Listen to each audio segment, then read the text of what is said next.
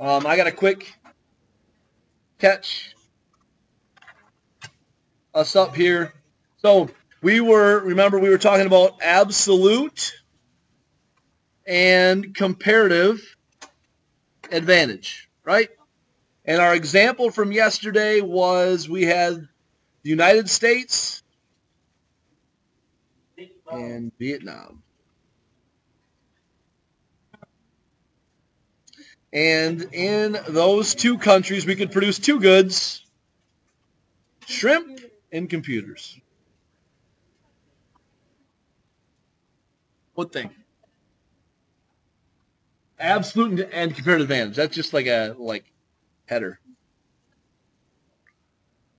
And absolute and comparative. So we've got shrimp and we have computers, right? And we said that in the U.S., we can produce or catch 3 tons of shrimp, right? Or make 9 computers. And in Vietnam, they can catch 2 tons of shrimp or make 3 computers. Real quick, I didn't get to this yesterday, but I think it's important to know what this table represents, okay? When we have a table like this, this is telling us that in the United States, we can catch 3 tons of shrimp or we can produce 9 computers. We cannot do both. We can't produce 9 computers and catch 3 tons of shrimp. Does that make sense? So you could graph that information on a production possibility graph. The 3 would be the maximum amount of shrimp you could catch. The 9 would be the maximum amount of computers that you could produce. And then the line would be the combination that you could produce that falls in between those two things. You follow me there? Yeah? So you could take a production possibility graph and take that info and create a chart like this just by grabbing what I call the extreme values, the maximum amount that countries can produce of each good. Okay? Okay. Now, we are going to talk about something new today that goes along with what we learned yesterday called terms of trade. Terms of trade, okay? This is kind of a continuation of yesterday's stuff. Now, this is a good econ term, so we got to have a definition. And we're going to say that terms of trade is a trade that is mutually advantageous for both countries. Okay? Sure. Number 11. I like it. Number 11. There we go. That looks like a smiley face. A trade that is mutually advantageous, just like that, to both countries.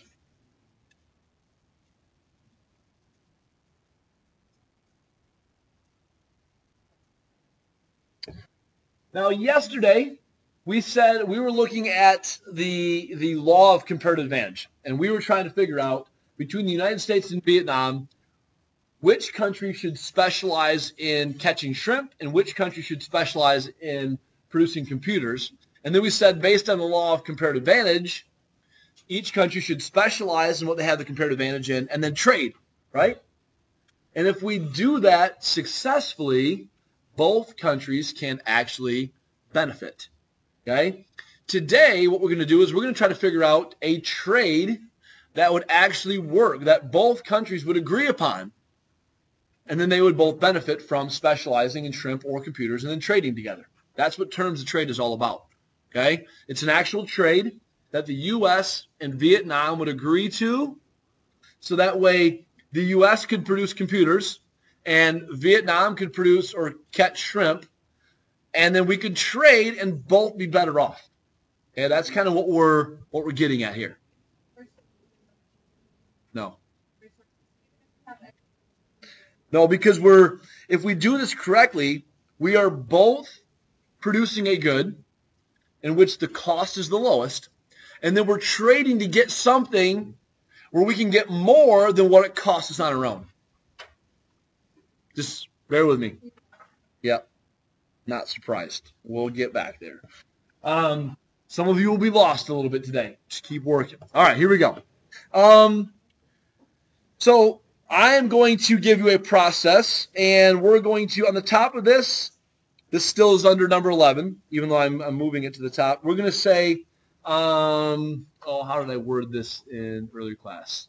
We'll say how to determine an acceptable trade. Okay?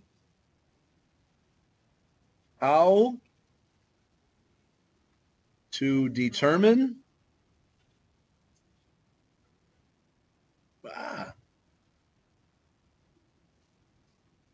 shoot. You guys read that? How to determine an acceptable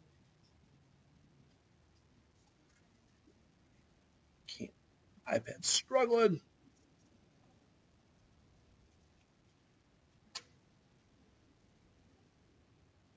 All right. We got 4 steps that we're going to go through here. Okay? Step 1 is really what we learned how to do yesterday. Okay? The first thing we have to do is we need to determine the comparative advantage. So we'll just put that down. Determine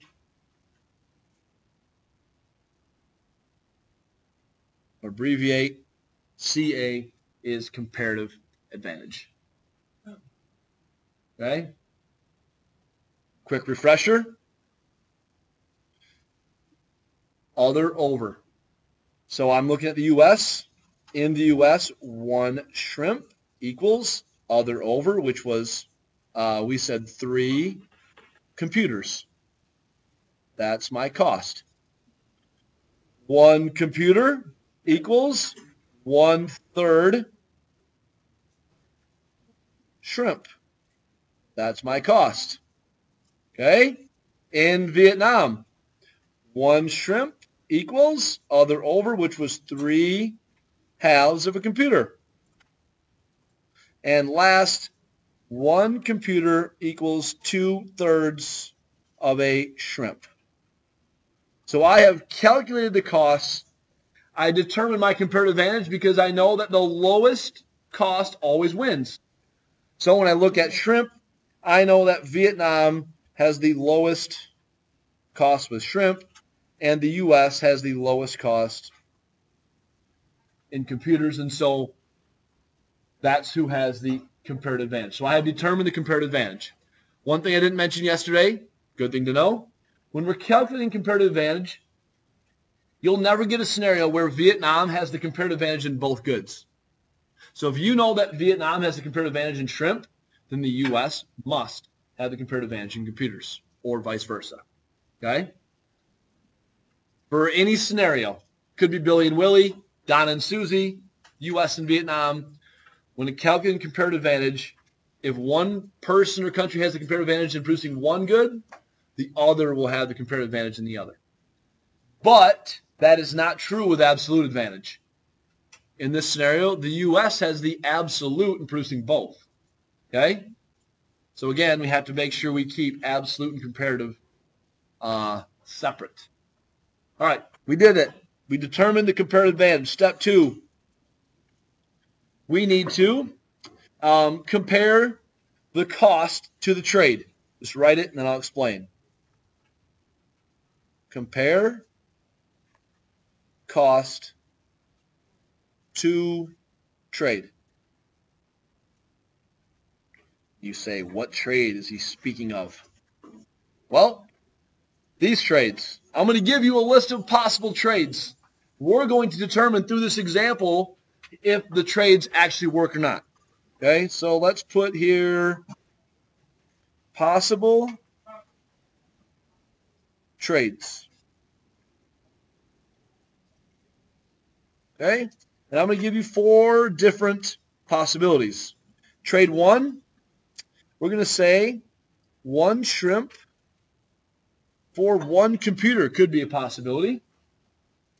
Trade 2, 1 shrimp for 2 computers. Yep. well, 1 ton of shrimp for 1 computer. Trade 3, 1 shrimp for 3 computers is another possibility. And then our 4th trade, we're going to say 2 shrimp for 5 computers. 4 possible trades. We need to try to figure out which of those trades, if any, are going to be mutually advantageous to both countries. Okay? So if I go back to step 2, I am going to compare costs. Now, when I say compare costs, these are my costs. Boxes. Okay? And I'm really only going to utilize the costs that are associated with comparative advantage. So Vietnam, their costs for shrimp, and the U.S., their costs for computers. I'm just looking at 2 different costs. That's it. Okay? Step 3 is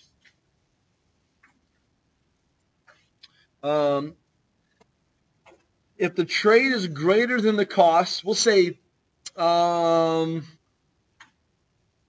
if trade is greater than cost, then the trade is advantageous. There's really no way to condense that. We'll say if trade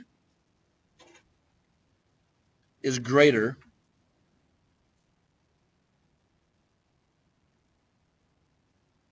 than cost, trade is advantageous.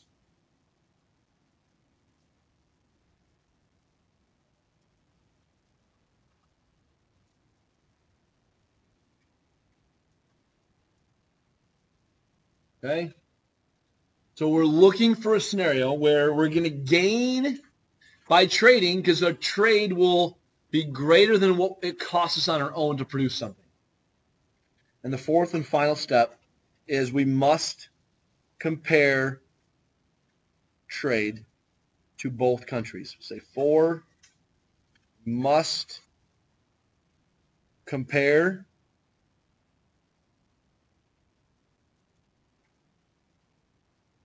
trade. Try that again. To both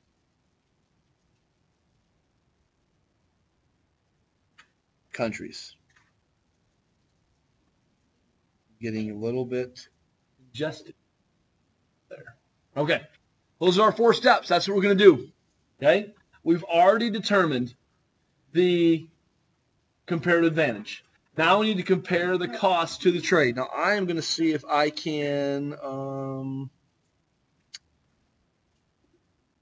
want to erase.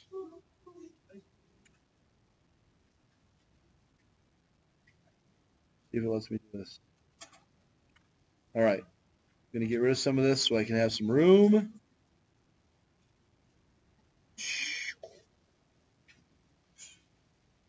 All right. Now, let's go back to our example. Okay. I need to compare the cost of the trade. So the cost that I'm really looking at is we've got Vietnam. Okay. And we know in Vietnam, 1 shrimp costs 3 halves of a computer. Okay? Just watch. No, Vietnam. And then we know that in the U.S., we're producing computers, and 1 computer costs us 1/3 of a shrimp. Okay? So that's our cost. We need to compare that to our trade. Okay? So I'm going to start with Vietnam. If you look here, all of my trades are listed as 1 shrimp for a certain number of computers except for our last one. Okay? If Vietnam is going to accept a trade, okay, they need to gain from the trade. The trade has to be greater than the cost. If you look at our step 3, the trade has to be greater than the cost. Okay? Which means that every time Vietnam is going to trade a shrimp, they need to get more than 3 halves computers in return, or 1.5. It's the same as 1.5. Okay? So if you look at your trades, if they trade 1 shrimp and get 1 computer, are they going to be happy about that? No, because that's less than 1.5, right? So I'm crossing that trade off. That trade will not work for Vietnam, and so it will never work because it's not going to be mutually advantageous. Now, if you look at trade 2, 1 shrimp traded gets them 2 computers. Do they benefit? Yeah. They do. So Vietnam is going to accept that trade. Okay, I'm going to put a little check here. Trade 3, 1 shrimp for 3 computers. Would Vietnam accept that? Yes, they would. That'd be a great trade for them. And the last trade, I am actually going to change that. If 2 shrimp can be traded for 5 computers, that would be the same thing as 1 shrimp for 2.5 computers. So, I know it's running off the screen. But if you are Vietnam, would you accept that trade? Yeah, you're going to gain there too. So, Vietnam is going to accept the last 3 trades. Okay? But step 4 says we must compare trade to both countries. So we got to do the same thing for the United States. Okay? Now, it was pretty easy for us to compare Vietnam's cost to the trades because all the trades were listed as 1 shrimp gets us X amount of computers, right? And Vietnam was trading a shrimp. So what we need to do now is we need to find the opposite of all of these trades. For example, if 1 shrimp can be traded for 2 computers, I want to know what can 1 computer be traded for? Half a shrimp. Those 2 trades are equal to each other. Does that make sense? Everybody following me? 1 computer can be traded for 1/2 of a shrimp. And then let's just keep going down. 1 computer can be traded for 1/3 of a shrimp. And in our final trade, 1 computer can be traded for 1/2.5 shrimp, which is the equivalent of 2/5. Yes. Great question. Okay, so here's what I did. Okay? So don't bear with us.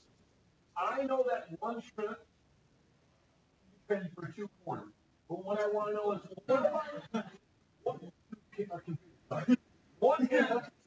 what if I'm holding 1 computer? How many shrimp would I get? That same half. Does that make sense? So these 2 are equal to each other, right? It's just like the reciprocal of that, right? And the same thing here. 1 shrimp gets 3 computers.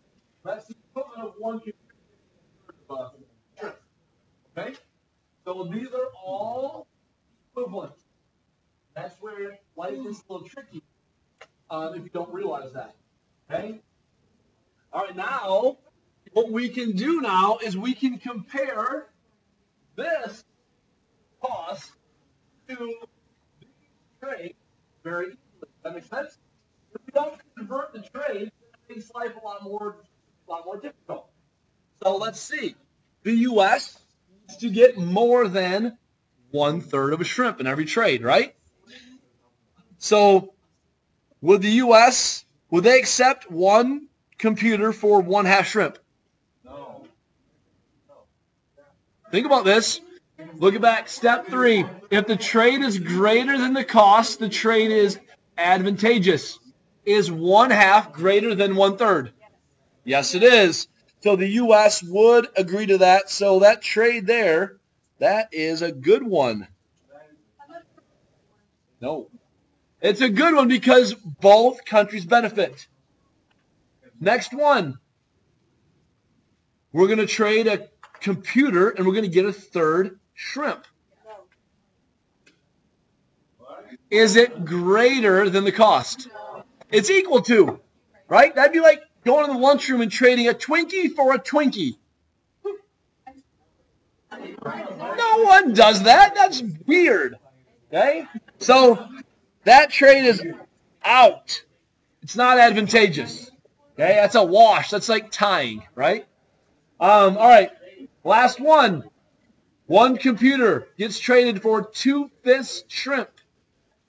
2 fists is just a little bit more than 1/3. So that would be acceptable. So this trade will go back to, I know it's getting crowded here, but this trade of 2 shrimp for 5 computers is acceptable.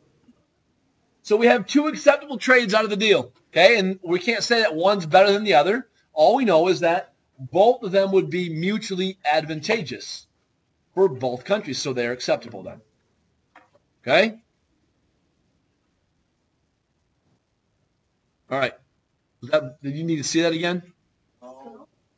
Okay, good. I'm going to stop this.